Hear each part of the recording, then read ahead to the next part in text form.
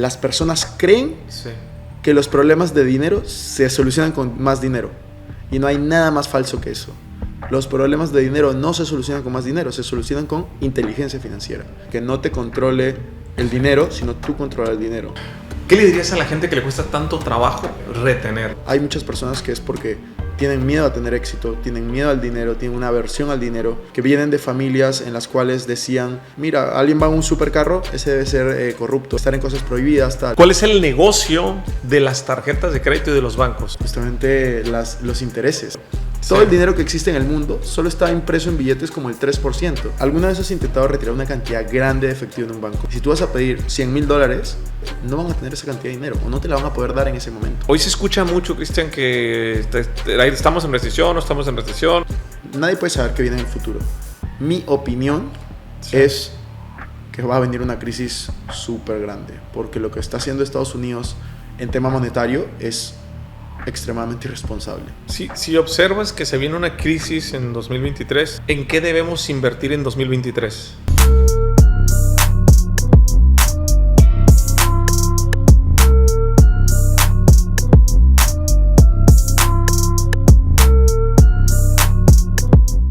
¿Cómo están, sinergéticos? Bienvenidos de nuevo a su podcast. Seguimos en Miami, andamos de gira acá grabando podcast, conversaciones muy interesantes. Hoy vamos a tocar un tema centrado en algo que les va a interesar mucho. El dinero, la lana, las finanzas, la mentalidad. Vale mucho la pena que lo vean hasta el final. Y para esto quiero presentarles a mi amigo, a mi compañero en esta sinergia en Miami el día de hoy. Gracias, hermano, por darte el tiempo en domingo de venir a platicar acá conmigo. No, muchas gracias a ti por la invitación, Jorge. Realmente estoy emocionado de estar aquí. Que sé que te vas de viaje, ¿no? Vas a hacer maletas al rato, entonces vale el doble, ¿no? Sí, ya nos vamos en menos de 24 horas y estoy en un avión, así que sí. Mi esposa se estresa cuando voy a una conferencia, voy a un podcast o algo, el día que nos vamos a ir de viaje. Dice, ay, la maleta, pero ya ves, hombres, lo hacemos todo al final. Yo todavía no acabo mis maletas y sí, yo hago siempre las cosas al final. Felizmente, bueno, yo todavía no tengo esposa ni nada, así que puedo hacerlo todavía. Oye, ¿y cómo es que te metiste en este mundo de las inversiones, del tema financiero? Yo, en realidad, el tema de inversiones, yo no había mis padres, ninguno ha invertido en nada, o sea, más allá de un departamento, dos, su casa y ya está. ¿Cómo comienzo a invertir? Porque yo cuando tenía 19 años estaba en la universidad. Yo en verdad nunca fui un buen estudiante en la universidad, tampoco malo, pero era promedio para abajo. Sí. Y yo en un momento me acuerdo claro que estaba leyendo, tenía que leer para una tarea, me desconcentré y entré a la lista de Forbes, 500 personas más ricas del mundo. Comencé a ver a qué se dedicaban un poco y en ese momento que estaba viendo eso, me di cuenta de que habían mandado un mail para ir a una conferencia con Warren Buffett. Sí. Yo estuve en Lima, o sea, esto fue algo rarísimo. Un profesor que tenía un fondo de inversiones. Conocí a Warren Buffett y lo había invitado para que lleve estudiantes. Okay. Y tenías que postular, mandar una carta en inglés diciendo por qué quisieras ir. La cosa es que postulé, me aceptaron y fui a la conferencia en Omaha, en Nebraska. Me demoré muchísimo en llegar, todo, y yo quedé maravillado. O sea, yo cuando voy a esa conferencia, sí, entendí, número uno, la humildad de Warren Buffett, porque me pareció un tipazo, y número dos, entendí que si tú no aprendes a hacer que tu dinero trabaje por ti, tú siempre vas a terminar trabajando por dinero. O sea, y esa mentalidad yo no la tenía, mi mentalidad era emprender, hacer dinero y ya está. Pero estaba yo también en un momento que me estaba yendo bien con mis negocios, pero no me gustaba el emprendimiento que tenía. Entonces me sentía como un poco no esclavo, no es la palabra, pero me sentía así como atrapado. Entonces yo vi en las inversiones un camino para poder tener libertad no solamente de dinero, sino de tiempo, que era lo que en ese momento me estaba faltando. ¿Cómo inicias en tu primer emprendimiento? Antes de esa conferencia, por supuesto. Claro. No, yo ya venía con un emprendimiento que era relativamente exitoso, que comenzó a los 16.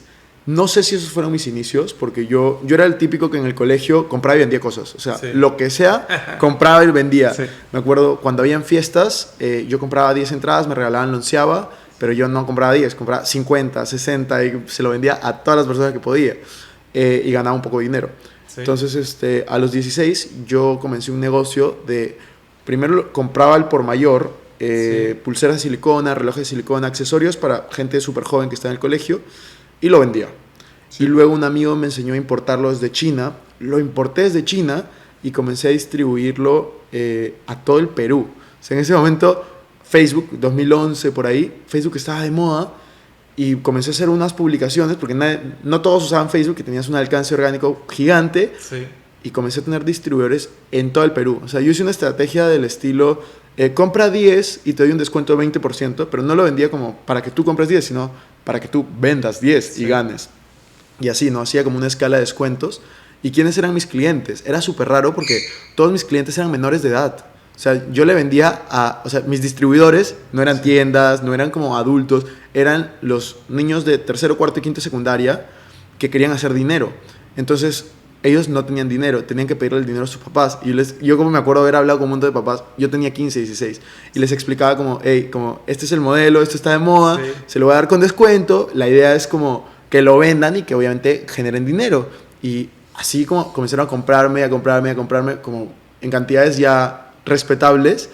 Y yo me acuerdo que todos los sábados, o sea, de lunes a viernes estaba en colegio, ¿no? Pero todos los sábados me quedaba en mi casa como envolviendo los paquetes para mandarlos esos días a provincia, ¿no? Y fue así que empecé. Oye, Cristian, y de esa conferencia que platicas de Warren Buffett, ¿cuál fue como el tema que más te impactó? O sea, dentro de todo, ¿con qué te quedaste?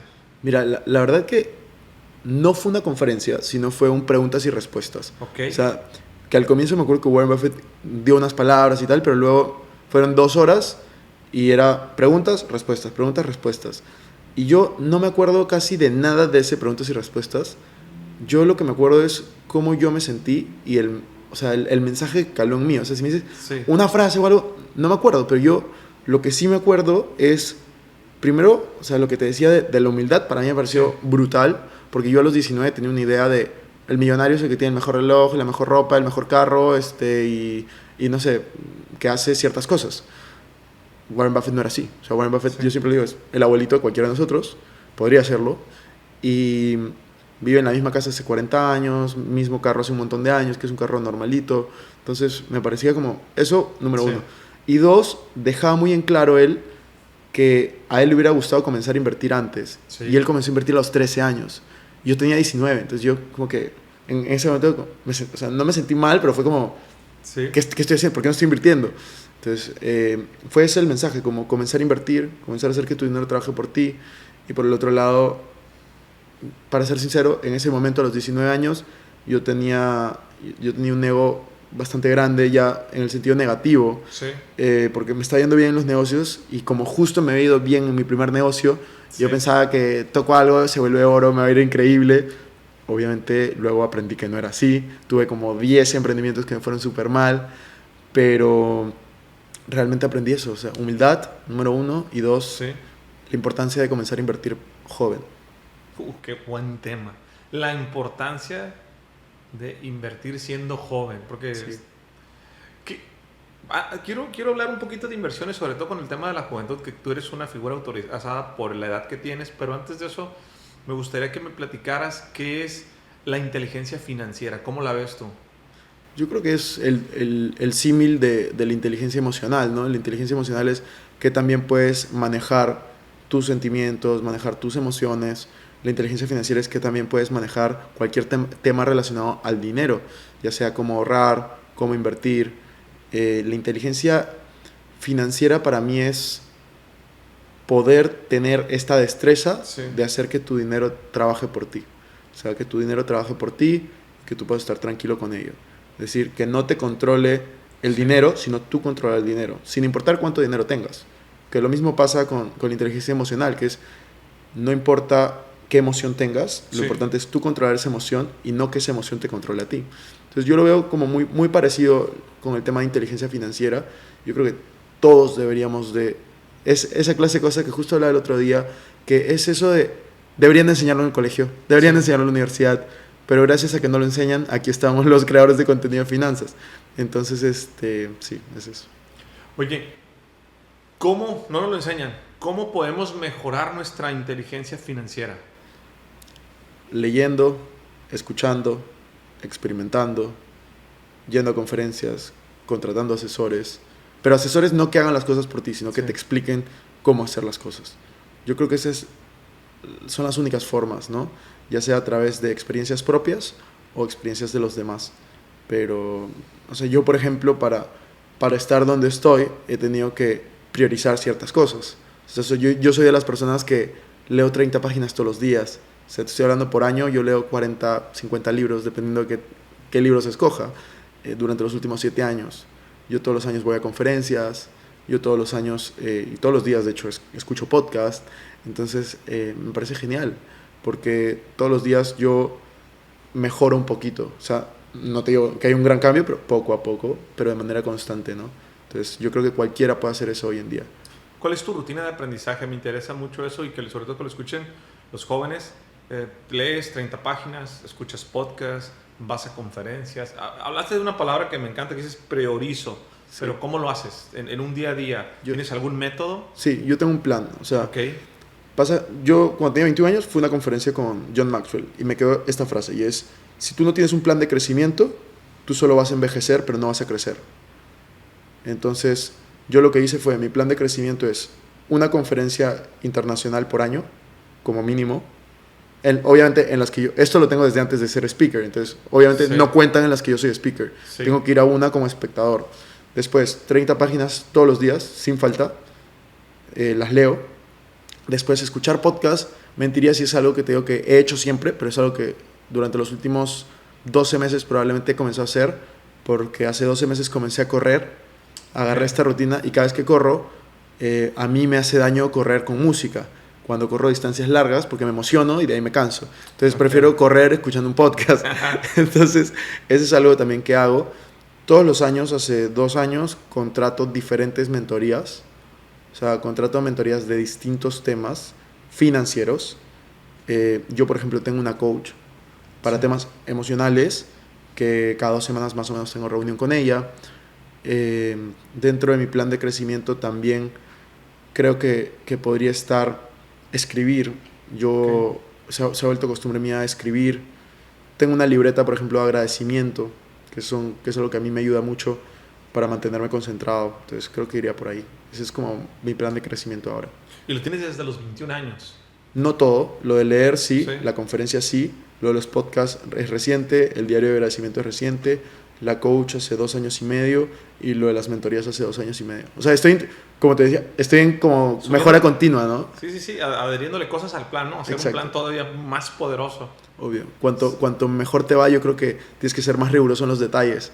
O sea, porque yo soy de las personas que creo que el dinero te potencia en lo que sea. Entonces, si tú eres una buena persona, con dinero vas a ser mejor persona.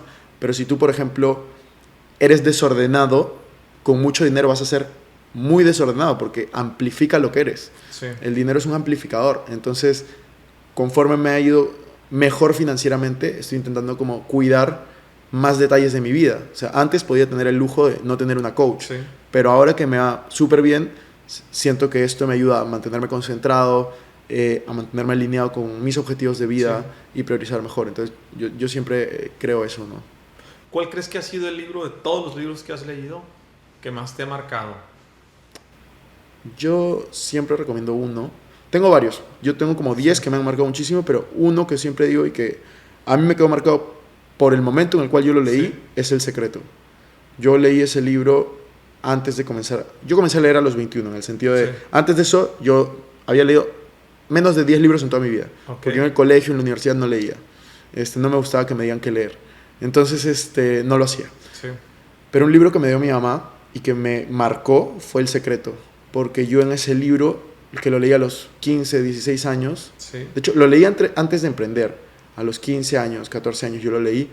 Y lo que yo entendí de ese libro es, si tú lo puedes imaginar, tú lo puedes crear. Sí. Entonces, para mí fue increíble, porque como yo comencé a emprender a los 16, y esta historia creo que nunca le he contado, no sé si me vayan a creer o no, pero así fue. El nombre de mi empresa a mí me vino en un sueño. Sí. O sea, yo soñé el nombre que le puse a esa empresa a los 16 años. No el modelo de negocio, yo ya venía emprendiendo, pero el nombre de esa empresa yo me lo imaginé en un sueño. Y al día siguiente me acordé, lo escribí y lo puse en Facebook y comencé a hacerlo, de ahí lo registré, etc. Y yo en ese momento quería emprender y yo todo el tiempo estaba con este pensamiento de quiero emprender, quiero tener un negocio exitoso, y al final eso fue lo que tuve. Y yo creo que la intencionalidad Ok. determina tu vida, porque no fue como que a los 16, me cayó del cielo esta oportunidad y todo fue maravilloso. O sea, fue esfuerzo, o sea, yo empecé el negocio cuando no era importaciones, sino cuando era compra masiva o al por mayor, y venta, lo comencé con 2 o 3 amigos. Sí. Uno por uno fueron desistiendo del negocio pese a que era rentable, porque simplemente tenían 15 años, 16 años y tenían otras prioridades. Y yo persistí, yo les dije, oye, como que, ¿puedo yo hacerlo? Sí. Dijeron, sí, puedes hacerlo. Y luego de eso hice mi primera importación. Sí. Hice mi primera importación con los ahorros de toda mi vida, que eran 100, $200, y con un amigo. Nos fue muy bien con esa importación. Mi amigo se va de viaje 4 meses a Estados Unidos cuando está yendo bien. Le dije, oye, ¿puedo seguir haciendo esto? Y él me dijo como, sí, obvio, hazlo. Sí. Y él se fue, ya no quería saber nada del negocio porque tenía otra prioridad. Entonces yo tuve mucha intención con ese negocio. O sea, en el sentido de, yo quería que sea exitoso, yo quería que me vaya bien. Y yo Sí. estaba enfocado en que eso suceda y lo hice de manera intencional. Entonces, por eso siempre digo como, ese libro a mí me marcó bastante. De ahí he tenido muchos otros para muchos temas. Depende del tema que tú me digas, probablemente se me venga a la mente un libro. Pero sí, yo me quedaría con ese. Sí, es que a veces es injusto, ¿no? El encasillarte en un solo libro cuando son un cúmulo de libros y que llegan en el momento correcto. Sí, Sí, y que para muchas personas ese libro no hace tanto sentido como para ti cuando te llega ese exacto. tema. Oye, Cristian, el tema de la inteligencia financiera, hay como un concepto que me he encontrado yo en redes que dicen las personas cuando empiezas a hablar de finanzas, de libertad financiera. ¿Yo para qué quiero saber eso si no tengo dinero? ¿Necesito dinero para empezar a tener inteligencia financiera? ¿Sí o no? ¿Y por qué? No, no necesitas dinero para tener inteligencia financiera, pero sí necesitas inteligencia financiera para retener tu dinero. Para mí, un ejemplo muy fácil de inteligencia financiera es, las personas creen Sí. que los problemas de dinero se solucionan con más dinero.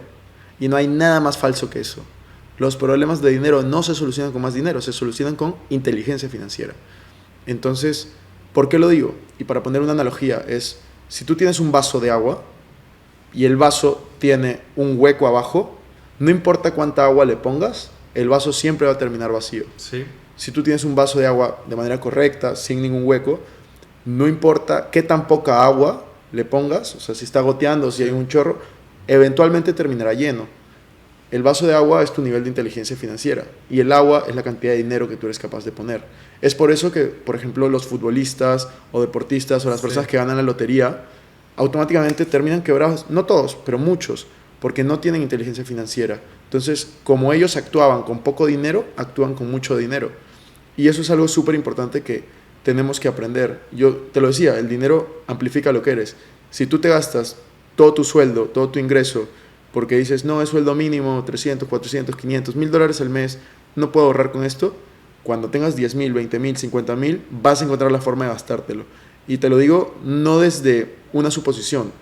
Yo asesoro personas Sí. que ganan 20,000, 30,000 dólares por mes, y yo tengo personas que el año pasado han ganado más de 200,000 dólares y no tienen $1 de ahorros.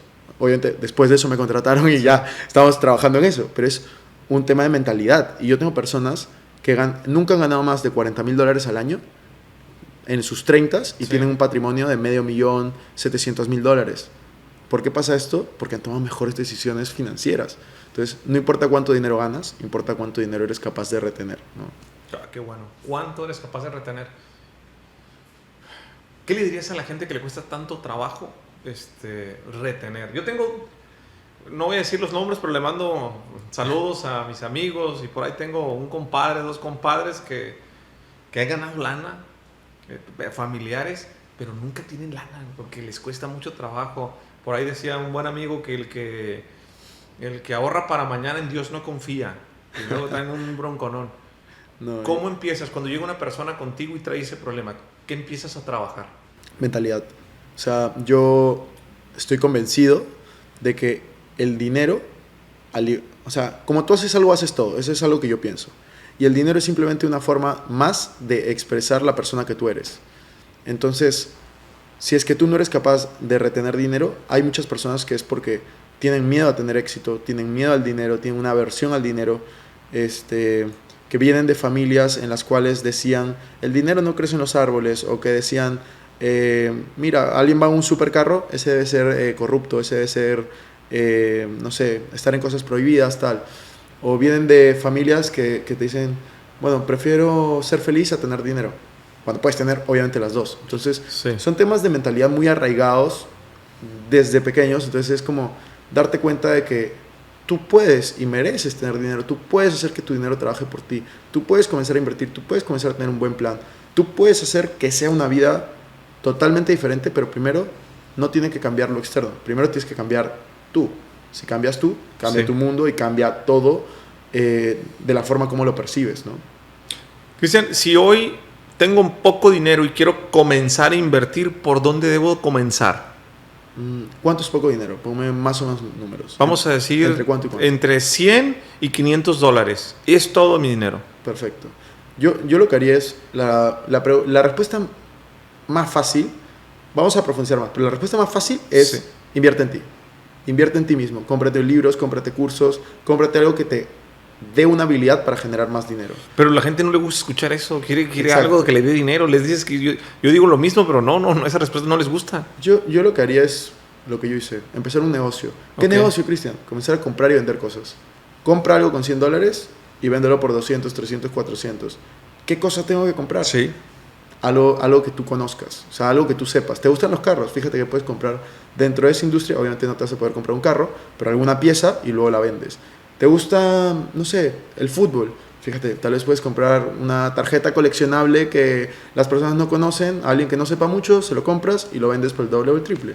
Yo tengo amigos que se dedican a hacer eso, por ejemplo, con Funkos, Sí. o sea, con muñecos y cosas, y les va súper bien. Un amigo que tiene una colección de $200,000 en muñecos y va comprando, vendiendo. Sí. Otro con relojes. Entonces, no hay límites. Si tú comienzas a comprar y vender o Sí. comienzas a estructurar un negocio, lo puedes hacer con $100, $200, con la cantidad de dinero que sea, y vas desarrollando una habilidad que para mí es muy importante para tener éxito, y es la habilidad de saber vender. O sea, tú tienes que aprender a vender. Yo creo que todas las personas somos vendedores, todos necesitamos aprender a vender, y nada, yo creo que eso también te sirve mucho. Sobre todo si es que eres joven, comenzar con 100, 200, 300, $400, vas a ganar dinero y vas a ganar una habilidad que es la de poder vender. O sea, emprender o invertir, si solamente tengo que tomar un camino, ¿cuál escoges? Yo creo que escogería emprender. Emprender para mí es mucho más apasionante. Pero obviamente no tengo que escoger un camino, escojo las dos. Pero emprender para mí Ok. es lo más divertido porque es crear. A mí me gusta crear cosas. Invertir es un camino más pasivo, en el sentido de tú pones tu dinero y esperas o te metes un poco a la operación, pero realmente emprender es apasionante, es crear cosas, generar sistemas, contratar personas, ir avanzando. A mí me encanta emprender. ¿Qué entiendes por el concepto la carrera de la rata? Es un círculo vicioso. La carrera de las ratas para mí es un círculo vicioso en el que cambias tu tiempo por dinero. Cambias tu tiempo por dinero una y otra vez, luego gastas el dinero que ganaste en cosas irrelevantes y vuelves a cambiar tu tiempo por dinero. O sea, yo siempre lo explico a las personas, es, tú primero tienes tiempo, luego tienes dinero, que es por el tiempo que estás Sí. invirtiendo, independientemente de lo que hagas. Y este dinero que tú estás ganando, lo estás gastando, probablemente todo, entre comidas, salidas, tu vivienda, tu carro, tu familia, lo que sea. Puede ser cosas relevantes o irrelevantes, pero lo gastas todo. ¿Qué pasa cuando gastas todo el dinero? Tienes que volver al punto de inicio, cambiar tu tiempo por dinero, Sí. para luego volver a gastarlo. Y esa es la carrera de las ratas, un círculo vicioso. Por el contrario, la libertad financiera Sí. es un círculo virtuoso, que la diferencia es, empiezas en el mismo lugar, tiempo, dinero, pero en vez de gastarte todo, tienes aquí otro aparato que es las inversiones. Entonces inviertes y gastas, o sea, en ese orden, inviertes ya sea 1% de tu dinero, 2%, 5%, 10% y gastas. Entonces cuando esas inversiones llegan a ser lo suficientemente grandes para cubrir tus gastos, se va a volver en un círculo virtuoso, porque ya no vas a tener que cambiar tu tiempo por dinero, sino tu dinero cada vez va a generar más y más y más, y vas a tener excedentes de esas inversiones. Entonces, para mí es eso, o sea, la carrera de las ratas, y por otro lado, la libertad financiera. Círculo vicioso, círculo virtuoso. Hay que ver en cuál estás trabajando. Explicándolo con peras y manzanas, una persona que hoy está en la carrera de la rata y te dice, quiero salir de la carrera de la rata, ¿cómo se hace eso? Invirtiendo. Tiene que ahorrar e invertir. Si no es capaz de ahorrar e invertir, no existe manera alguna que salga de la carrera de las ratas. así sea 1%, pero tiene que empezar. O sea, tienes que empezar, no, que estoy ganando sueldo mínimo, tienes que empezar. No, que no tengo trabajo, vivo de las propinas de mis padres, tienes que empezar. O sea, así sea 1% de lo que recibes, pero es lo que decía, ¿no? De la inteligencia financiera. O sea, al final lo más importante para mí es el hábito. No importa el monto, sino como eres en lo pequeño, eres en lo grande. Si no empiezas ahora que tienes poco dinero y es fácil controlarlo, cuando tengas mucho dinero va a ser mucho más difícil. Entonces, yo siempre recomiendo eso, comenzar a ahorrar e invertir. ¿Cuál es el mejor camino para generar ingresos pasivos? Hay muchos, pero el que más me gusta a mí son los inmuebles. Para generar ingresos pasivos son los inmuebles. Me encanta, o sea, porque es flujos predecibles de dinero constantemente. Entonces, a mí me encantan los inmuebles. Por ahí también bolsa de valores con las acciones que paguen dividendos, pero no te llega a rendir tanto como los inmuebles, ¿no? ¿Tú inviertes en inmuebles? Sí, yo tengo 4 inmuebles. Hay personas que se dedican al tema financiero que me he dado cuenta, Cristian, que no les gusta invertir en inmuebles. Que algunos amigos me dicen es que son negocios de viudas. O sea, el rendimiento, el cap rate que me da al final no me da. Si lo meto a CETES me funciona más. ¿Qué le dices a esas personas? Yo respeto todos los puntos.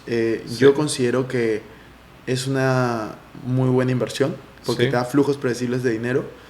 Hay que ver, ¿no? Dónde invierten la mayoría de personas. Las personas de alto patrimonio, casi todos invierten de manera directa o indirecta en inmuebles. Y hoy en día hay formas muy creativas de rentabilizar tus inmuebles. De hecho, justo te comentaba, yo tengo una empresa de property management y lo que hace es, si tú eliges bien un inmueble, calificas ahí, la ponen en Airbnb y te dan un rendimiento normalmente entre 7-12% más, o sea, eso en flujos, más la apreciación de capital de la propiedad, más una persona como yo que está viajando constantemente, poder utilizar la vivienda que has comprado para cuando estés ahí. Entonces, hay formas creativas de generar rentas altas y los inmuebles es el único lugar que te permite tener tan buen apalancamiento financiero.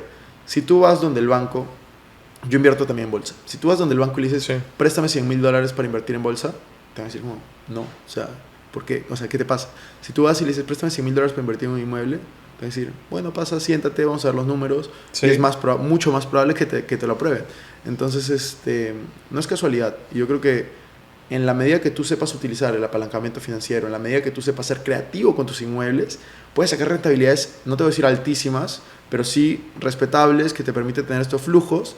Y yo lo que hago es, yo estructuro mi portafolio en 3. Y algo que yo he puesto mucho es eso. Entonces, yo tengo un fondo de crecimiento que no tengo inmuebles. Ahí tengo bolsa, negocios, todo esto. Tengo, bueno, criptos también está aquí. Tengo el fondo de seguridad, donde tengo inmuebles y préstamos con garantía hipotecaria, que es algo que invierto en Perú. ¿Por qué lo tengo en mi fondo de seguridad? Porque son flujos predecibles de dinero ambos. Y luego tengo mi fondo de experimento, que hago cualquier cosa que yo quiera, pero hasta con el 5% de mi capital. Que eso para mí es bastante innovador, porque las personas normalmente no tienen un fondo para experimentar. Por el contrario, comienzan a tomar una inversión, se emocionan porque le están dando un rendimiento a corto plazo, ponen muchísimo dinero, terminan quebrados. Entonces, esto ha pasado mucho a personas que yo conozco, porque tendemos a tener puntos ciegos. Y yo creo que lo más importante es cuidarnos también ante nuestra propia ignorancia. Yo soy consciente de mi ignorancia, por eso tengo mi fondo de experimento. Y cada persona debería de ser consciente de los riesgos que está asumiendo al momento de invertir, ¿no? Me gusta que eres muy respetuoso en esa parte, si yo respeto todo, ¿no? Porque me ha tocado ver personas que se dedican al tema de las finanzas o en ciertos nichos y es como, yo pienso que es así, si no es así, tú estás mal. Tema de recesión. Hoy se escucha mucho, Cristian, que estamos en recesión, no estamos en recesión, se viene la crisis, ahora lo que pasó en Silicon Valley, se va a desplomar y se viene otra crisis como la del 2008. Y he escuchado muchas cosas. ¿Cómo está el tema? Primero me gusta poner siempre en contexto. ¿Qué es recesión y si estamos actualmente en una recesión? Estamos en un mercado bajista. Técnicamente, me parece que recesión es cuando el mercado ha caído 20%. No estoy seguro en esto. Ahí sí sería bueno como en la edición poner la definición de recesión.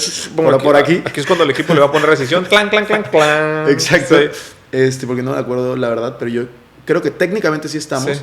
Igual, si es que técnicamente no lo estamos, yo considero que sí. O sea, definitivamente hay un grave problema. O sea, y hay un problema que realmente a mí...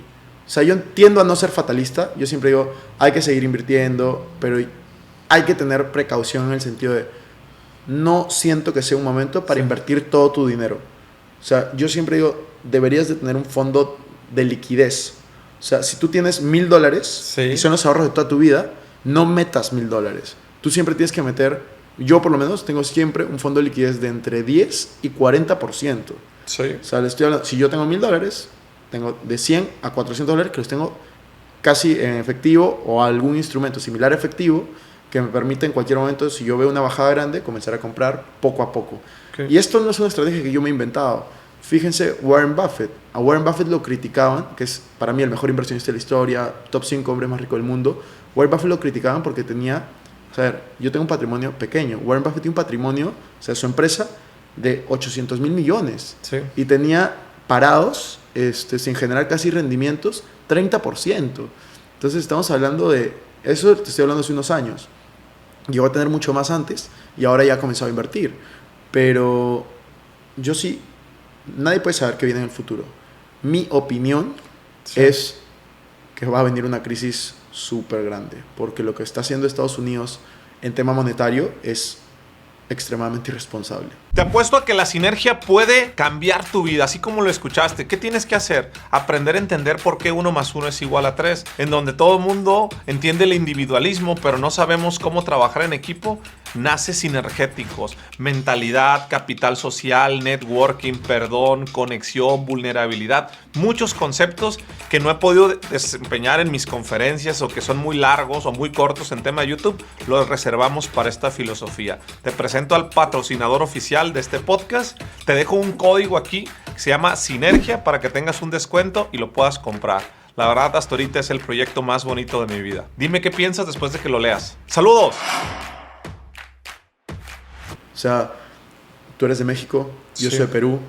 Las personas de Latinoamérica que nos están escuchando, todos hemos vivido, o sea, nuestros países han vivido algo llamado hiperinflación durante los últimos 40 años. La mayoría de países latinoamericanos se fueron a hiperinflación en la década de los 80. Y esto es algo que pasó porque, por algún motivo populista, comenzaban a imprimir dinero sin que haya una producción que respalde este dinero. El dinero no vale nada si es que no está respaldado por una producción, por que la economía vaya creciendo. Cuando tú imprimes más dinero que lo que crece la economía, se llama inflación. Y cuando lo haces de manera extrema, hiperinflación. Entonces, ¿qué pasa con Estados Unidos? ¿Por qué Estados Unidos puede imprimir dinero y no está en hiperinflación? Está con una inflación alta, pero ¿por qué no entra en hiperinflación? Hay algo que la mayoría de personas no conoce y es los países también ahorran. Los países ahorran, todos los países, México, Perú, Rusia, China, el país que tú quieras, ahorra. ¿Y en qué moneda crees que ahorran los países? Ahorran la mayoría en dólares. Entonces, la reserva mundial de dólares antes era arriba del 70%, ahora está alrededor de 54, 53%, es decir, está bajando los ahorros en dólares. ¿Qué pasa? Cuando Estados Unidos imprime dinero, eso no le afecta solo a Estados Unidos, le afecta a todo el mundo. Y lo que está haciendo es diluir ese dinero y esa parte económica con los demás países que son los que están teniendo dólares en ese momento. Es por eso que no entró a una crisis tan profunda. Pero lo que está haciendo ahora, por ejemplo, de rescatar a todos los ahorristas de Silicon Valley Bank, que era una decisión difícil, o sea, yo no me gustaría estar en la posición del que tome esa decisión, porque ambas decisiones te llevan a algo negativo, es para mí grave, y que de ahí respalde a otros bancos que sean ahorristas y que quiebren a todas las cuentas, o sea, que a los que quiebren, que el gobierno respalde, es algo grave, porque no es algo que estén preparados para cubrir, y cada vez más el dólar pierde ese respaldo internacional. No creo que sea de la noche a la mañana, o sea, no te estoy diciendo, saquen todos sus dólares, en 6 meses no va a valer nada, pero sí te estoy diciendo, la inflación que está sucediendo está más que justificada. Las tasas de interés yo creo que van a tener que seguir subiendo por un tiempo. Si las tasas de interés siguen subiendo, las personas van a comprar menos inmuebles, el precio de los inmuebles va a caer en Estados Unidos y eso puede llevar obviamente a distintos tipos de crisis. No sé si vendrá una crisis inmobiliaria, que en mi opinión es que probablemente sí, por lo menos una caída, no como la del 2008, pero sí de 20%, similar, en precio de inmuebles en Estados Unidos. Pero eso, yo personalmente sí tengo algo de miedo de la situación en la que estamos, porque no veo una salida buena para Estados Unidos, y eso obviamente afecta a cualquier otro país. Si observas que se viene una crisis en 2023, la pregunta sería, ¿en qué debemos invertir en 2023? Yo te puedo decir en qué estoy invirtiendo yo. Yo estoy invirtiendo, por ejemplo, he comprado un inmueble en Perú, ya con un muy buen descuento. ¿Sí? Yo estoy invirtiendo en bolsa, pero estoy invirtiendo de manera precavida. Yo también estoy invirtiendo en criptomonedas, Sí. Bitcoin y Ethereum. Y aquí me gusta ser bien honesto con estas cosas. Quiero decirles los porcentajes que estoy invirtiendo, porque me dicen, tú dijiste criptomonedas. Voy aquí con los porcentajes. Del 100% de mi dinero, yo tengo más o menos el 40% en inmuebles, Sí. más o menos el 45% en bolsa, y en criptomonedas tengo más o menos el 2.5%. Todo lo demás está en otras inversiones. Entonces, cuando yo digo que estoy invirtiendo en criptos, lo estoy haciendo, pero estoy invirtiendo una parte muy pequeña, o sea, 2.5 de mi patrimonio. Lo demás está la mayoría en bolsa y en inmuebles. En cuanto a bolsa, yo estoy construyendo también una posición de liquidez. Sí. Como te decía, $1,000, de esos 1,000, en este momento estoy como en 20% de liquidez. Justamente para poder aprovechar si es que se viene una caída. Cuando el mercado está desesperado, está sangrando, cuando está todo abajo, es cuando es un buen momento para entrar. Y es donde las crisis son los momentos en donde las fortunas pasan de unas manos a otras. Sí. ¿Quiénes son los que ganan y quiénes son los que pierden? Desde mi punto de vista es, los que no se adaptan son los que pierden dinero, y los que se adaptan más rápido son los que ganan dinero. Entonces tú tienes que saber cómo adaptarte rápido para poder aprovechar las oportunidades que traen las crisis. ¿Cuál es tu postura respecto a esta pregunta? ¿Cómo se pelean? He visto cómo se pelean en redes sociales con esto. ¿Comprar o rentar casa? ¿Qué es mejor? Para, ¿Qué se tiene para que vivir, hacer? Sí. rentar. De todas maneras, rentar. Muy pocos casos, yo creo que menos del 10% de casos que yo he visto, comprar. Yo creo que es una de las mayores mentiras que nos dicen es, tienes que comprarte una casa. Esa es una de las mayores mentiras y una de las peores decisiones financieras que puede existir, comprarte una casa. ¿Por qué? Porque el promedio de personas, no te estoy hablando de todos, el promedio de personas y la mayoría de personas, la mayor inversión de su vida es la casa donde viven. Y es, si te pones a pensar financieramente, si es que tú tienes un patrimonio, por ejemplo, de $100,000, Sí. y tu casa vale 80,000, el 80% de tu patrimonio está inmovilizado. No lo puedes tocar, no te genera ni $1. En cambio, si tú rentas, tú tienes $100,000, o bueno, 80,000 en este caso, para poder invertir y para poder generar una mayor rentabilidad de lo que te está generando el gasto en alquiler, ¿no? Y muy aparte de eso, yo la única situación en la cual recomiendo comprar casas es en determinados periodos donde ya tienes una familia, sabes que no vas a tener más hijos, sabes que no te vas a mudar pronto, pero por ejemplo, todas las personas que tienen menos de 35 años, ya sea que estén solos o que estén en pareja, yo cada vez que me dicen, oye, creo que me voy a comprar un inmueble, yo le digo, pero no entiendo, ¿no vas a tener más hijos? ¿O no vas a recién casarte? ¿O no sabes si el trabajo te va a mandar a otra ciudad? Y es sí, pero mis papás me dicen tal. Entonces es como, yo tengo mucho cuidado con eso. O sea, yo tengo 4 inmuebles, yo vivo siempre en inmuebles rentados. En algún momento me compraré una casa, tal vez, sí, o sea, para yo vivir. Pero lo haré cuando ya tenga una familia, cuando ya esté más establecido, o cuando ese dinero no represente más del 10% de mi patrimonio. También no hay problema en ese momento. O sea, si viene una persona y me dice, mira, Cristian, tengo un patrimonio de $5 millones, quiero comprarme una casa de $500,000. Está bien, no hay problema, 10%, ok. Pero si viene alguien y me dice, quiero comprarme una casa de $500,000 a deuda, y mi patrimonio es de $500,000, es como, no deberías hacerlo. Tocaste el tema de la deuda. ¿Endeudarse es bueno o es malo? Depende con qué. Si esa deuda te va a generar dinero, es bueno. Si esa deuda te va a costar dinero, es malo. O sea, yo siempre digo, si quieres deuda para comprarte una cartera, o si quieres deuda para comprarte inclusive un carro, puede ser bastante malo. Si tú, por el contrario, quieres deuda para invertir en una propiedad, para rentarla, por ejemplo, puede ser muy bueno. O si tú, por el contrario, quieres deuda para comprarte un carro, que lo acabo de mencionar, pero tú vas a alquilar ese carro o vas a rentabilizar ese carro de alguna manera, es positivo, porque te va a generar más flujos. El problema está en endeudarte. Algo que yo he visto, por ejemplo, para poner un ejemplo, lo que iba a decir es las vacaciones de ensueño. sea, las personas que están súper estresadas y dicen, yo me lo merezco, voy a viajar, por fin voy a conocer Europa, por fin voy a conocer lo que tú quieras decir. Dices, la vacación en sueño y comienzas a usar tus tarjetas de crédito sin control porque estás viviendo la vida tal. Y luego llegas, ves la cuenta, no la puedes pagar ese mes, comienzas a pagarlo en cuotas, pagando intereses altísimos y por supuesto se vuelven las vacaciones de tu vida porque te quedas pagando esas vacaciones de 2, 3 semanas durante muchos años. Yo he conocido personas así, se acuerdan de esas vacaciones pero 3, 4 años después porque siguen pagando intereses sobre eso. Eso es como muy lamentable. Para mí, una persona que no sabe usar tarjetas de crédito es muy lamentable y deberían de cancelarlas, ¿no? Si no saben usarlas. ¿Cuánta gente no se va a buró de crédito? Pierde su historial crediticio por no saber usar una tarjeta de crédito y porque no tienen esa inteligencia financiera a temprana edad, porque una tarjeta de crédito en México te la dan a los 18 años. Sí, en Perú también. En cualquier país de Latinoamérica ahora te dan. Y es, yo siempre pongo ese ejemplo de una tarjeta de crédito para mí es como un cuchillo afilado. Si tú le das un cuchillo afilado a un niño, o sea, te estoy diciendo, a un niño de 4 o 5 años, puede que pase un grave accidente. Si tú le das exactamente el mismo cuchillo a un chef profesional, te hace un plato espectacular. Lo mismo pasa con las tarjetas de crédito. Si tú le das a una persona con baja inteligencia financiera, va a pasar probablemente una tragedia, va a quedar endeudado. Si tú se las das a una persona que sabe utilizarlas, es una bendición. Puntos gratis, cashback, viajes, salones VIP en el aeropuerto. Es hermoso. A mí me encantan las tarjetas de crédito, pero es porque sé usarlas. ¿Cómo se debe usar una tarjeta de crédito? Compras algo con tarjeta de crédito, lo pagas con la tarjeta de débito. Lo sacas de tu cuenta de ahorros el mismo día, la misma semana, antes de facturación preferentemente. Pero yo personalmente compro y pago al día siguiente o durante la misma semana.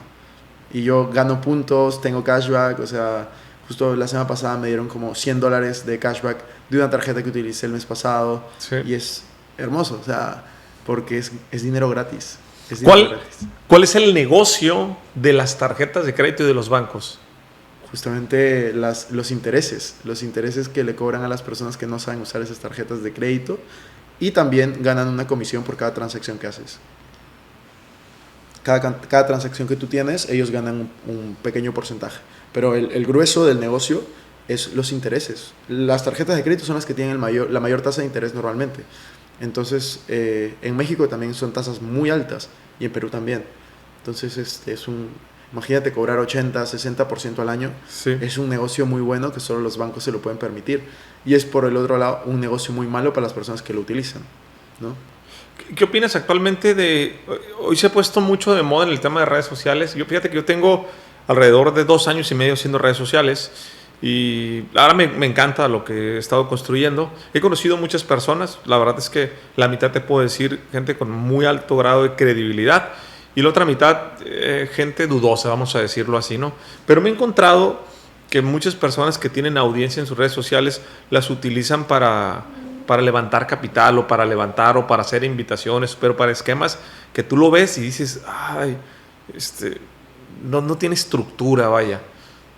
¿Qué le puedes decir a las personas? Pero es bien fácil, ¿no? O sea, de repente, pues quieres tener un carro como esto, quieres tener un reloj como esto, quieres tener como esto, ve, invierte aquí. Y la gente anda buscando esos 500, esos $1,000, esos $50, esos duplicarlo, ¿no? Porque la promesa de transformación que te dice alguien con muy buena comunicación.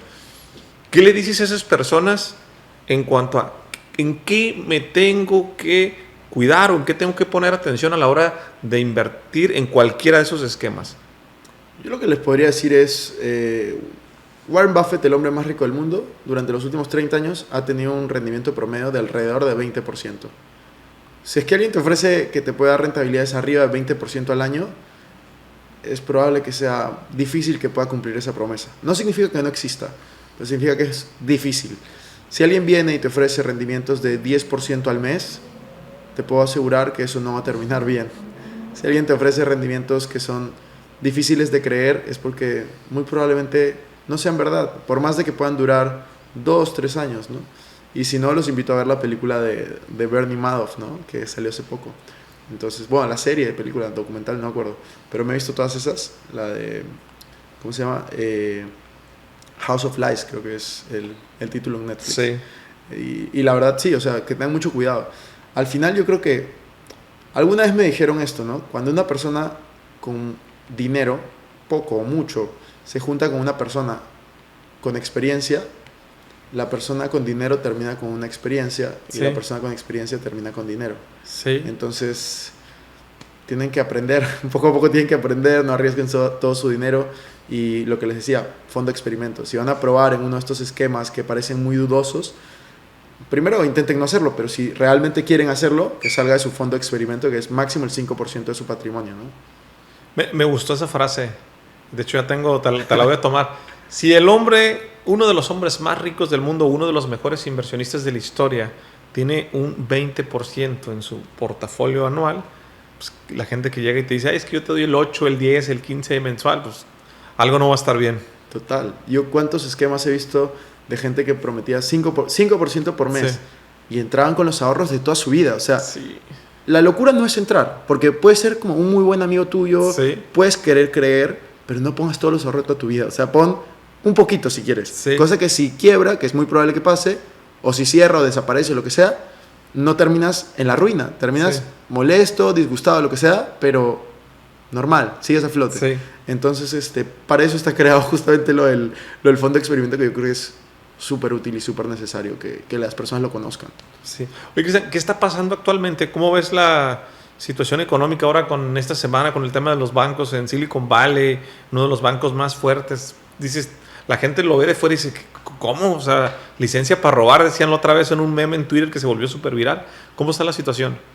Terrible. O sea, a mí personalmente me afectó. Una de las cosas que yo invierto, yo ya te dije, yo invierto como 85 entre inmuebles, bolsa y cripto. El otro 15 yo invierto también en startups. Una de las startups que yo había invertido tenía un cash flow, o sea, el 90% de su dinero estaba en Silicon Valley Bank. Y bueno, ahora les van a devolver el dinero, pero fueron unos días de mucha incertidumbre. ¿Y qué es lo que pasa? Que los bancos son la mayor, por ejemplo, Silicon Valley Bank es too big to fail. Es tan grande que no debería quebrar, porque si quiebra hay un efecto dominó que no sabes cuándo acaba, y eso fue lo que pasó en el 2008. ¿Por qué Estados Unidos ha rescatado a Silicon Valley Bank? Porque tiene miedo que vuelva a pasar lo del 2008. En 2008 no rescataron la primera quiebra y eso causó el efecto dominó hasta que fue muy tarde y tuvieron que actuar allí. Pero ¿cómo pinta la situación? Pinta muy mal, porque Silicon Valley Bank era el banco más grande, número 16, más o menos entre 16 y 18, por tamaño de activos, $250 mil millones casi. Y realmente una quiebra de esa magnitud hace que todos los bancos medianos se vean afectados, porque dices, si este quebró, ¿qué pasa con este banco donde tengo los ahorros toda mi vida? Entonces las personas, y hay algo que se llama bank run, que es como correr de los bancos, están yendo a estos bancos pequeños, sacando el dinero y llevándolo a 2 lugares, o bueno, 3 lugares. Número 1, a los bancos más grandes, Bank of America, Citibank, etcétera, están metiendo el dinero allí. Y por el otro lado están guardándolo ellos en cuentas privadas, o sea, brokerage accounts, o guardando el dinero debajo de la mesa, dependiendo de cuánto sea, debajo del colchón y así. Y por otro lado estarán invirtiendo en otras cosas. Pero esto está arruinando a los bancos y no se sabe en qué momento va a parar. O sea, por eso es que Estados Unidos ha salido a decir, como ahora justo se volvió viral también un tema de más de 100 bancos medianos han firmado una petición al gobierno de Estados Unidos diciéndole que le diga a todos los ahorristas que van a cubrir cualquier quiebra por los próximos 2 años. No solamente hasta $250,000, que es lo que ahora está, sino hasta el infinito. Entonces, ahora va a estar seguramente en debate si es que Estados Unidos lo hace o no. Que está entre la espada y la pared. O sea, decida lo que decida, hay un lado malo. Si decide no hacerlo, puede que quiebren más bancos. Si decide sí hacerlo y quiebran estos bancos, va a tener que imprimir tanto dinero que te va a llevar a una inflación más alta, tasas de interés más altas. O sea, la impresión de dinero solo retarda el efecto de los problemas, de todo lo que está pasando. Entonces, es eso. ¿Cómo es que un banco puede quebrar? Platícanoslo con peras y manzanas. Porque la gente que nos está escuchando dice, pues tienen todo el dinero, ¿cómo es que quiebra un banco? O sea, hay gente que a la fecha no lo entiende. ¿Cuál es el negocio del banco? El banco, lo que la gente sabe normalmente es esto. El banco es el lugar donde tú pones tu dinero, el banco recibe dinero, y lo que hace el banco es, lo recibe y te paga pocos intereses, y luego lo que hace el banco es prestar dinero y recibe más intereses. Sí. La diferencia se llama spread bancario y ese es uno de los principales ingresos de los bancos. Ese es el concepto que tenemos todas las personas en mente. ¿Qué es lo que realmente sucede? El banco recibe $100 de los ahorristas y tiene algo que puede inventar dinero, crea dinero. Entonces, esos $100 que recibió, ellos pueden prestar 1,000, por ejemplo. Depende del país, la regulación, pero es más o menos así, 10-1. Puede crear 1,000, entonces presta 1,000. Y normalmente los bancos muchas veces tienen excedentes, tiene dinero que no llegaron a prestar o que está guardado en el banco, y los bancos tienen que también invertir ese dinero. ¿En qué invierten los bancos? Eso lo define cada banco, hay diferentes regulaciones, pero por ejemplo Silicon Valley Bank invirtió erróneamente en bonos, o sea, en cosas que estuvieron cayendo durante los últimos meses, en cosas que si las tasas suben, el valor de esas inversiones baja. Entonces se quedó en un momento de baja liquidez. Sí. Y lo que Silicon Valley Bank hizo fue sacar un comunicado, decir que iba a recaudar una cantidad de dinero que era muy alta para su patrimonio. Las personas se asustaron tanto que fueron a retirar su dinero. O sea, eso pasó todo el jueves por la mañana, retirar. Eso se llama bank run, cuando la gente corre al banco a sacar su dinero. Y al día siguiente lo cerraron. O sea, llegó el ente regulador de Estados Unidos y dijo, ok, nosotros tomamos el banco desde ahora en adelante, quebrado. Y básicamente fue eso lo que pasó. Entonces el banco quiebra. ¿Por qué puede quebrar tan rápido un banco? Porque los ahorristas tienen un peso muy, muy fuerte en cada banco, porque ellos se apalancan y por cada $100 que reciben pueden prestar 1,000. Entonces, ¿Y de dónde salen esos 900? Ese es el negocio de los bancos, crear ese dinero. Y eso es lo que básicamente cada banco, con la Fed o con lo respectivo, el Banco Central de la Reserva, como se llama en cada país, le permite generar esa deuda. O sea, hoy en día vivimos en un mundo en el cual la deuda es lo que genera la riqueza. Y eso los bancos lo tienen claro. Entonces, por el contrario, ¿cómo quiebra un banco? Si pierdes la confianza, pierdes todo. Si hoy en día van todos los ahorristas o la mayoría a retirar dinero, no vas a poder.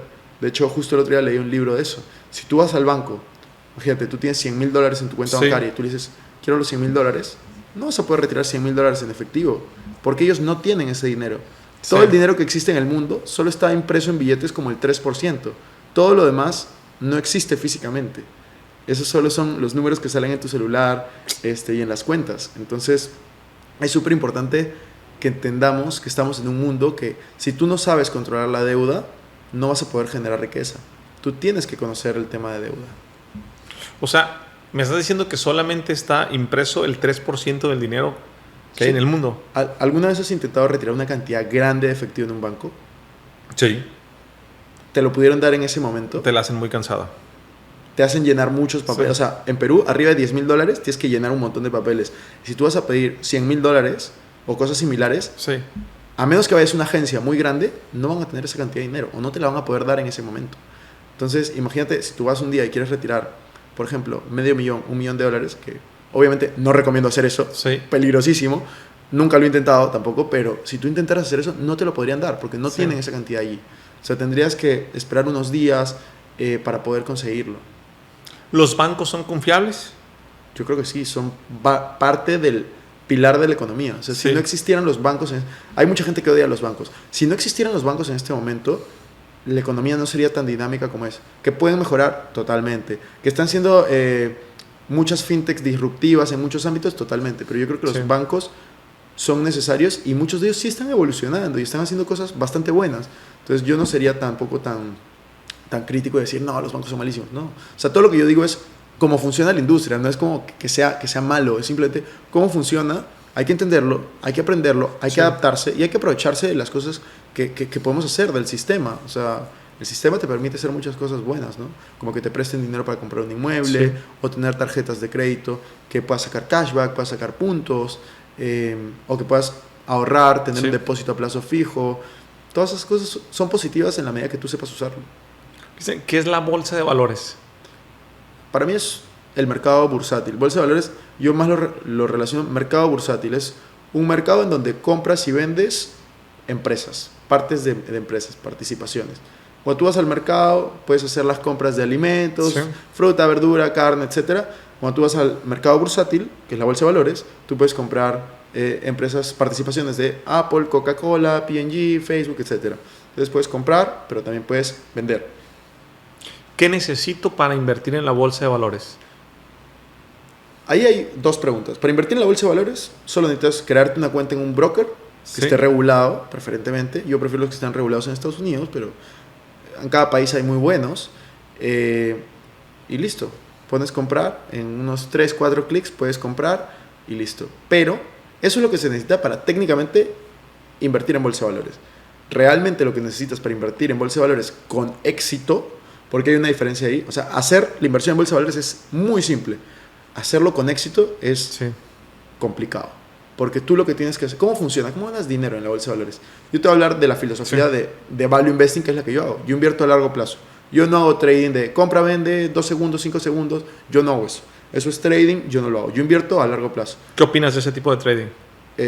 Tengo amigos que ganan mucho dinero con eso, pero no es para mí. O sea, yo no soy de las personas que me gusta estar estresado, ni estar viendo todos los días cómo fluctúa. Yo soy más de lo...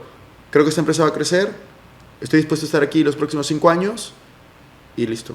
Ahí invierto. O sea, son mentalidades distintas. Es como correr una maratón o correr 100 metros súper rápido. Entonces, las dos, o sea, son deportes distintos, son inversiones distintas. Y yo las respeto. Conozco gente que ha ganado mucho dinero en trading, conozco gente que ha perdido mucho dinero en trading. Lo único que no me gusta del trading es que hoy en día está sobrevendido. O sea, hay demasiados traders que te ven, o sea, es que todos te publican la ganancia y nadie te publica la pérdida. Entonces, es difícil saber en quién confiar. Todos te prometen rendimientos altos. No todos, la mayoría. Entonces, yo sí conozco traders que respeto, pero también conozco muchos que venden mucho humo, ¿no? Es una industria en donde hay mucho humo actualmente. Mucha gente como haciendo con el carro, el Lamborghini, todo alquilado, la casa. Y no me parece una forma ética de promocionar esto, porque es como cualquier otro negocio. Va a ser difícil, va a tomar tiempo, pero si lo haces bien, te va a ir bien. Como yo lo hago, lo de value investing es básicamente, y lo difícil para invertir con éxito es, tú tienes, el mercado está básicamente regulado por la oferta y la demanda. Tú tienes un precio de mercado. Tú lo que tienes que hacer es hacer una evaluación de cada empresa a través de ratios, a través de análisis fundamental, ver el background del CEO, ver que no esté sobreendeudada, ver que esté creciendo, etcétera, etcétera. Un montón de indicadores. Y tú, cuando acabes de revisar toda la compañía, tú vas a asignarle un valor a la empresa en relación a lo que va a valer en un futuro. Tú vas a proyectar. Y tú cuando llegues a ese valor, tú vas a poder ver valor, precio. Si el valor está arriba del precio, tú vas a poder comprar, dependiendo del margen. Tú vas a poder comprar porque sabes que vale más de lo que estás pagando. Si tú, por el contrario, haces la evaluación y el valor está aquí, pero el precio está aquí, la empresa está sobrevaluada. No vale la pena comprar en ese momento. Entonces, básicamente, eso es lo que hay que saber en bolsa de valores. Evaluar una empresa. Y esa ya es toda una dinámica, ¿no? De poder evaluar. Es mitad ciencia y mitad arte también. Entonces, básicamente es eso. Hay una frase que te define a ti, que a mí me gustó mucho, la verdad, cuando te conocí por redes, cuando me recomendaron contigo, cuando dije, oye, voy a entrevistar a Cristian. Me encanta la parte de tu Instagram, porque yo creo que inconscientemente yo lo empecé a hacer algún tiempo, pero no lo tenía con esa claridad que tú lo tienes. Tienes una frase en Instagram que dice, yo creo el contenido que a mí me gustaría ver. Yo hago el contenido que me gusta ver. ¿De dónde salió eso? Salió cuando empecé. O sea, cuando empecé a crear contenido. ¿Por qué empiezo a crear contenido? Yo empecé en YouTube a los 23. Estamos hablando del 2018. En 2018, en el nicho de finanzas, inversiones, no voy a decir nombres, pero las únicas personas que creaban contenido de este tipo, yo los veía como el típico gurú. O sea, que estaba como siempre un escalón arriba en el sentido de peinados extravagantes, vestimenta extravagante, coches extravagantes. O sea, era como un lifestyle que yo decía, pero ¿de qué planeta salió esta persona? Entonces, yo cuando comencé a crear contenido, yo nunca quise posicionarme de esa manera. De hecho, el 95% de mis videos ni siquiera estoy en camisa, estoy como en polo, en mi casa, en un sofá, tranquilo. Y es porque, o sea, yo quiero que sepan, o sea, yo soy como cualquier persona de las que me ve. Y yo lo único que hago es compartir lo que voy aprendiendo. Entonces, yo no soy ningún gurú ni experto. Trabajo bastante, sí, me esfuerzo, sí, tengo hábitos, sí. ¿Quiero ser mejor? Sí, sé que no lo soy. Entonces, me encanta ir compartiendo ese proceso. Y eso lo apliqué no solamente para mis videos, sino lo comencé a aplicar para mis podcasts, lo comencé a aplicar para mis libros. Tú sabes que cuando una persona escribe, normalmente escribes pensando en alguien. O sea, en tu cliente o en alguien específico. Yo cuando escribo, puede sonar egoísta, pero yo escribo pensando en mí. Sí. O sea, yo mi primer libro, el de Código de Dinero, lo escribí pensando, si yo me olvido todo lo que sé de inversiones, de dinero, de finanzas, quiero tenerlo todo en un libro. Y eso fue lo que hice. Yo puse en un libro, si yo me olvido todo lo que sé, aquí está lo que necesito saber para poder tener libertad financiera. Y el último libro, el del valor del fracaso, cuando saqué Código de Dinero, a mí la editorial en Perú me dijo, ¿cuándo sacas el siguiente finanzas? Y plan, vamos a hacer dinero. Porque fue de los más vendidos en todo el país, finanzas personales, tal. Y yo le dije, de hecho escribí un libro, no te da mucho dinero, pero yo le dije como que no quiero escribir de finanzas personales. Sí. Porque no tengo nada más que decir en este momento para un libro. Pero sí quería escribir de crecimiento personal. Sentía que tenía mucho que compartir en ese aspecto. Sí. Porque yo estaba en un momento que me pasó algo súper raro, que es a los 26, 27, cumplí todas las metas que me había puesto, o el 95%. Que es, tú dices, wow, lo cumpliste, felicidades. Me sentía perdido, no sentía hacia dónde iba. Y justo también salía de una relación, estaba en un momento complicado. O sea, yo me sentía como, claro, por todos lados grabando videos, tal, pero yo me sentía como perdido. Y yo decía como, quiero escribirme para mí, para salir de este momento y para, si yo vuelvo a estar en un momento así, que estoy confundido, que estoy perdido, que no me siento bien, como poder salir adelante, saber como, hey, esto es parte del proceso, disfrútalo, aprende y sigue adelante. Y fue por eso que escribí el libro de El valor del fracaso. Y para mí es lo que hago. O sea, para mí escribir es parte de mi rutina de crecimiento personal y es lo que me hace, una de las cosas que me hace bien y feliz. ¿Cuál es el valor del fracaso? ¿Cuánto vale el fracaso? Disfrutar el proceso es para mí el valor del fracaso. O sea, que tú puedas disfrutar el proceso de lo que sea que te esté pasando. Porque todo te pasa para algo. Sí. O sea, tú puedes... Por eso hay una pregunta que yo en verdad odio es, ¿te arrepientes de algo del pasado? Y es como, si tú te arrepientes de eso, te arrepientes de la persona que eres, porque eso te llevó a ser lo que eres hoy en día. Entonces, absolutamente todo en la vida tiene un para qué.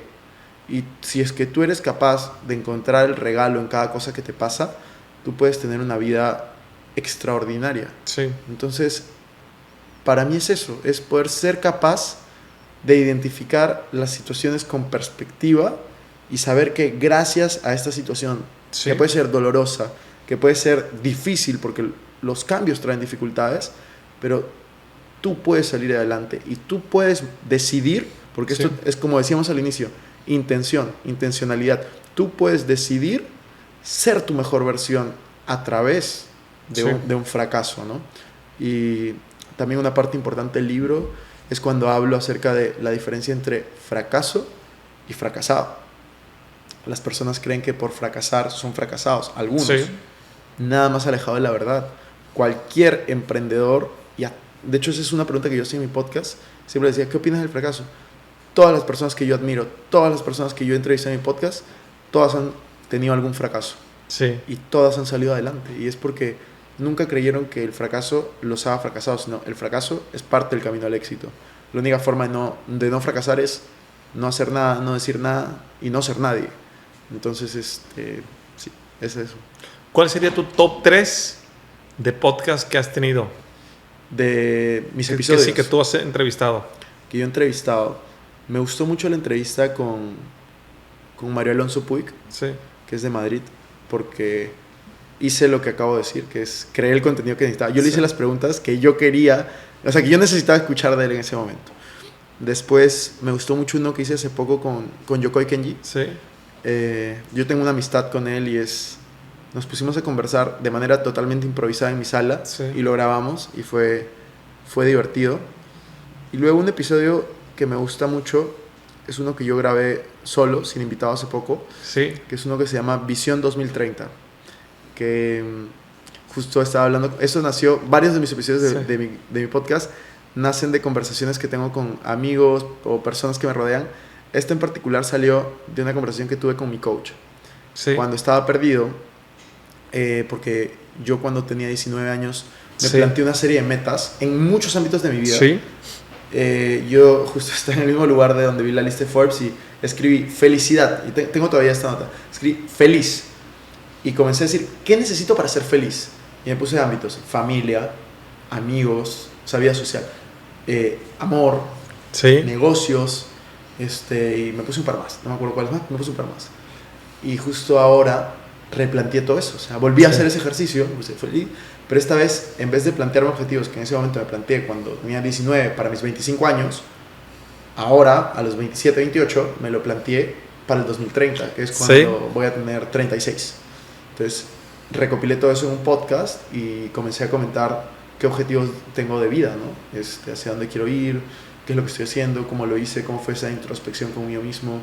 Y nada, a mí me encanta el podcast porque siento que es un espacio muy personal. O sea, yo lo utilizo como un espacio muy personal donde hablo de cosas privadas y eso no lo publico. O sea, no publico, o sea, solo publico las entrevistas en YouTube. Los podcasts que grabo solo no los publico. Hasta ahora no lo he hecho porque, no sé, siento que es un espacio como tan personal que no me grabo ni siquiera cuando estoy, o sea, solo grabo el audio. Qué padre. Sí. Pero ahí lo vas a tener. Oye, si te dijeran que vas a dejar de hacer redes sociales, hoy tomas la decisión de no más redes sociales, pero quiero que se acuerden de Cristian con este mensaje. ¿Cuál sería ese mensaje? Es decir, no voy a hacer contenido, voy a dejar un solo video para que existe ese mensaje permanente. Y las plataformas te dan la oportunidad de, con traductor incluido, ese mensaje, dárselo a todo el mundo. ¿Cuál sería a tus 28 años? Yo creo que el mensaje sería y es un mensaje que yo me lo repito, y es: vive como si fueras a morir mañana y sueña como si fueras a vivir para siempre. O sea, vive una vida con propósito, vive una vida intensa, pero nunca dejes de soñar. Siempre hay algo más grande que puedes conseguir, pero siempre como viviendo en el presente, ¿no? No sé, yo siento que es algo que yo me he repetido mucho y que yo realmente he interiorizado. O sea, me gusta disfrutar al máximo de mis días. ¿A qué le tienes miedo? No sé, a que... Antes te hubiera dicho como a no lograr mis sueños. De, por ejemplo, no impactar en la cantidad de vidas que quiero impactar o cosas así, pero últimamente no sé, miedo, por ejemplo, que le pase algo a mi familia, a mis amigos más cercanos, sí, yo creo que por ahí, pero no se me ocurre como algo que le tenga un miedo latente en este momento. Hacer skydiving. Mi hermana me está diciendo para hacer skydiving y me da bastante miedo. O sea, yo creo que lo voy a hacer eventualmente. Sí. Solo estoy esperando. ¿Cuántos hermanos tienes? Solo tengo una. ¿Solo una hermana? Sí. ¿Cómo es vivir lejos de tu casa, irte a un MBA, Miami, estarte moviendo y no regresar a Perú? ¿Tienes pensado regresar a vivir a Perú? Todavía no lo sé. En los próximos 2-3 años, a menos que pase algo impredecible, no está en mis planes. O sea, prefiero seguir viviendo fuera. Siento que ya viví bastantes años en Perú y quiero experimentar otros lugares. Y la verdad, Madrid y Miami son plazas que me motivan a seguir creciendo. Sí. O sea, en Perú sentía que ya como había tocado un techo en algunas cosas y eso. Respecto a vivir lejos, yo soy muy familiar. Yo soy muy, muy familiar. O sea, soy cercano a mis papás y a mi hermana. Sí. O sea, yo con ellos hablo seguido. Todos los domingos tenemos FaceTimes sin falla. Todos los domingos. O sea, y el hecho de que yo viva lejos, yo tengo una regla de vida y es: yo tengo que vivir a un vuelo de Lima. O sea, yo no puedo vivir en un lugar que no hay un vuelo directo a Lima. Me gusta. Entonces, Miami, Madrid es excelente. Uno 6 horas, el otro 12, pero es un vuelo de distancia. Entonces, la verdad, o sea, yo veo a mi familia seguido. O sea, mi hermana estuvo hace 2 semanas conmigo en Miami. A mis papás los vi en diciembre. Ahora los voy a ver. Entonces, el hecho de que yo viva afuera no significa que no los vea, porque siempre pueden viajar. O sea, los puedo traer o yo puedo ir.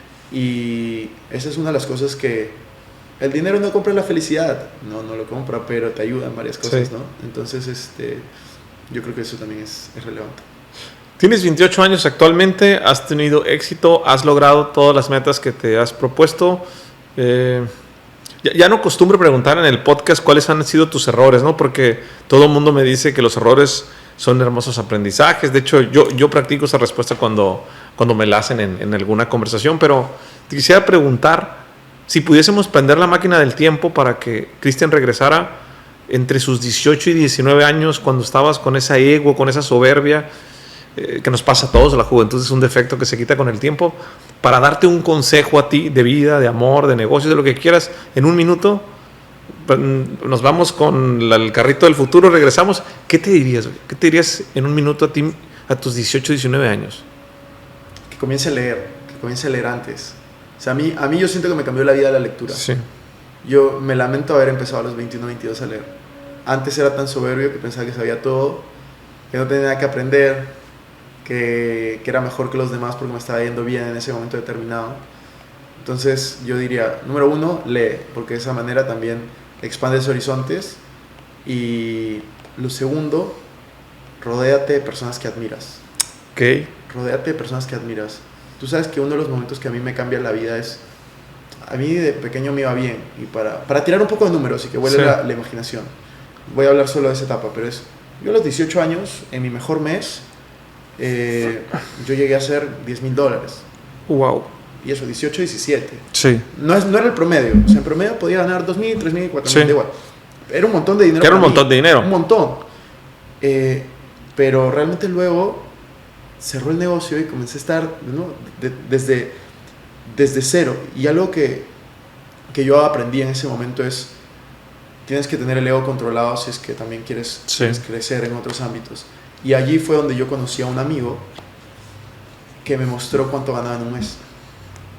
Y yo nunca en mi vida había visto esa cifra. Me mostró, o sea, estoy poniendo el contexto para eso. Yo $2,000, $3,000, y en el mejor momento $10,000. Sí. Y eso se mantuvo como hasta hace no mucho, hace 4 años, yo no había ganado más que eso en un mes.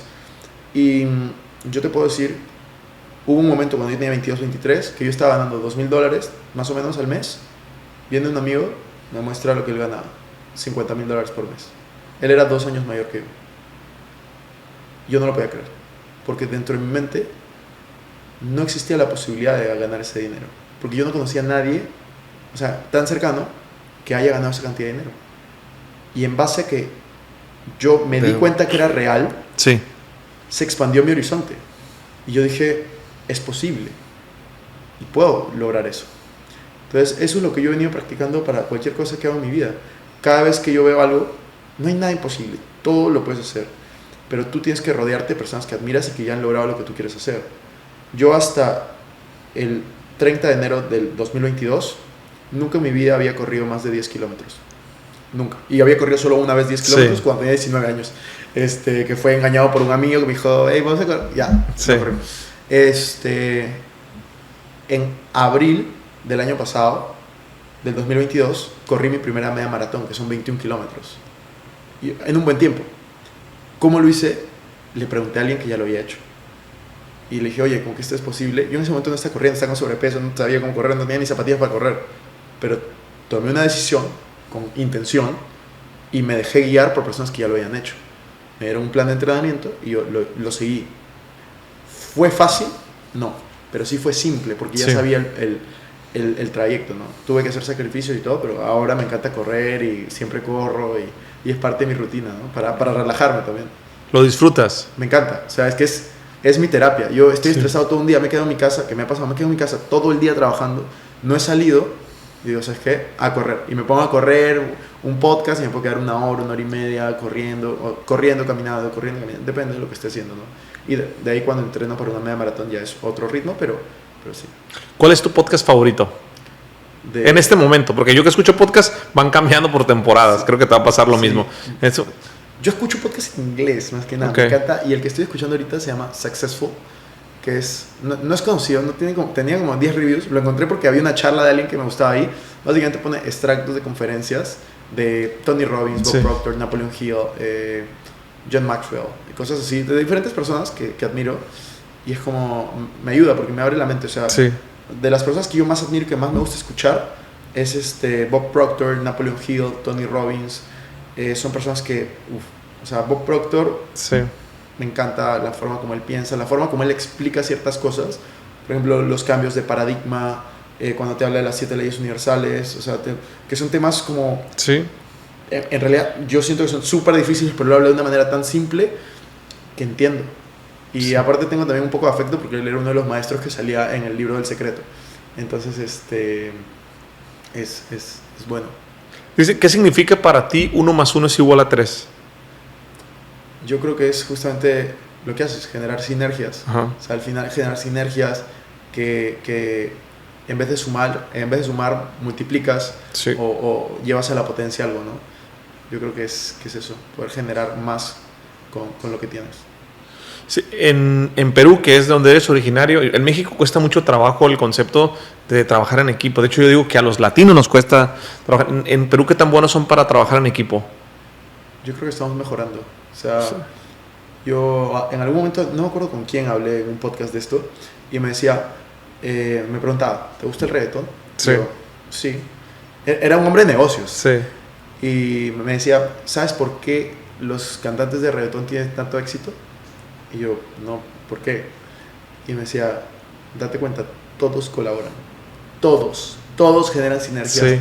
Todos colaboran. Los grandes con los pequeñitos cuando son grandes con los otros. O sea, todos están en constante colaboración, sincronía, sinergias. Y yo dije, en ese momento dije como que, wow, es verdad. Y en la industria en la que estamos, de conferencistas, speakers, creadores de contenido, todo esto es como, hay muy pocas personas que intentan generar sinergias. O sea, y yo creo que eso también es lo bonito del podcast. O sea, Sí. tener un podcast es como generas sinergias y colaboras con este y colaboras con el otro y entre todos nos ayudamos, porque al final todos lo hacemos por el mismo propósito y es Sí. mejorar la vida de las personas y ayudar lo más posible y aportar valor y por eso, o sea, me encanta lo que estás haciendo y te felicito. Compartes los tráficos. No, pues yo te agradezco que te tomes el tiempo de venir a platicar aquí en este espacio Sinergéticos en domingo, antes de hacer las maletas, antes de irte de viaje. La verdad es que disfruté mucho la conversación. Gracias porque te valoro mucho, sobre todo cuando es en domingo, digo, vale por dos. No me queda más que desearte buena vibra y que sea el pretexto de una colaboración y de una amistad en la vida, ¿no? Que para mí eso es el podcast. Para mí es un mero pretexto para conectar y generar conexiones, proximidad, capital social y amistades. Pero para las personas que no te conocen en mi comunidad, que escuchen el podcast, que quieren saber más de ti, ¿dónde te pueden buscar? Muchas gracias por la invitación primero y me pueden encontrar en cualquier red social como Cristian Arens o Sí. Arens Cristian sin H, Arens, A-R-E-N-S, y bueno, mi podcast se llama Invertir Joven. Invertir joven, pues quieren empezar, son jóvenes y quieren invertir bien, vayan a escuchar su podcast, salúdenlo de mi parte, gracias por quedarse hasta el final y no olviden suscribirse. Estimado, muchas gracias. Muchas gracias a ti, ya nos vemos. Saludos.